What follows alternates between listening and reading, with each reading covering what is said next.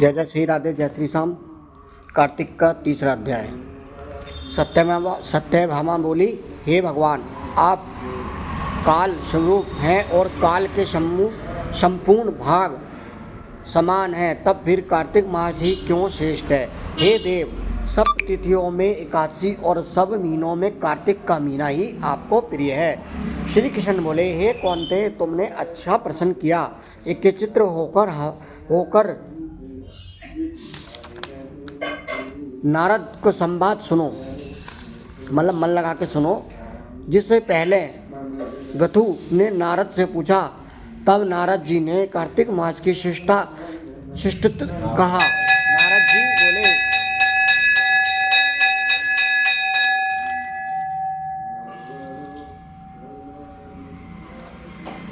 नारद जी बोले, सागर का पुत्र शंख नामक राक्षस त्रिलोकी के मंथन में समर्थ हुआ। उसने संपूर्ण देवताओं को जीता, स्वर्ग से निकाला, इंद्रियों संपूर्ण लोकपालों को अधिकार अपने हाथों में कर लिया। सब देवता उसके भय के मारे अपनी स्त्री पुत्र आदि लेकर बहुत वर्ष व्यतीत समरू पर्वत की गुफाओं में वास करते रहे।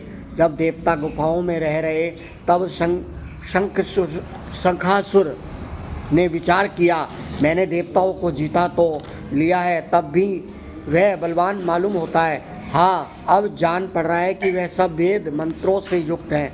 इससे उनके वेद मंत्रों को हरण करने से वह सब बलहीन हो जाएंगे।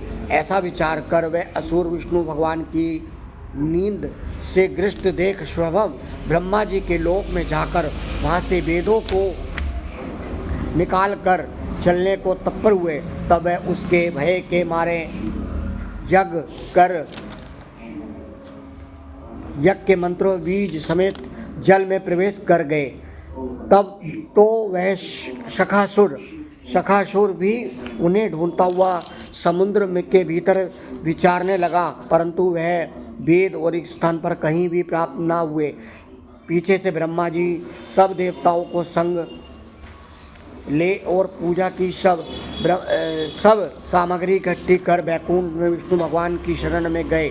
वहाँ उनके जगाने के निमित्त सब देवता गान बजाने लगे और गंध धूप और वर देने लगे, मतलब फूल जो है पुष्प डाल रहे हैं, बजाने लगे। और ठीक है, उनकी भक्ति से संतुष्ट होकर भगवान ने अपने नेत्र खोले। तब सब देवताओं ने विष्णु भगवान के दर्शन किए और पुष्पोच्चार से पूजा करके दंडवत पृथ्वी पर गिर पड़े।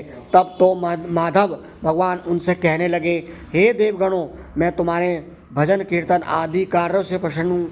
मैं अब आप लोगों की मनोकामना पूर्ण करूँगा। अश्वनी शुक्ल पक्ष की एकादशी को से देव उठनी एकादशी तक पहर भर रात्रि रहे, तब से जो मनुष्य तुम्हारी तरह भजन और कीर्तन करेगा वह मुझे प्रसन्न करेगा। मुझे भक्ति प्राप्त शंकर जिन वेदों को हर लाया है वह सब जल में स्थित है, उनमें शखासुर को मारकर लाऊंगा। अब से बीज मंत्र समेत सब वेद प्रतिवर्ष कार्तिक के महीने में सदा जल में निवास करेंगे। मत्स्य धारण कर मैं जल में जाता हूँ।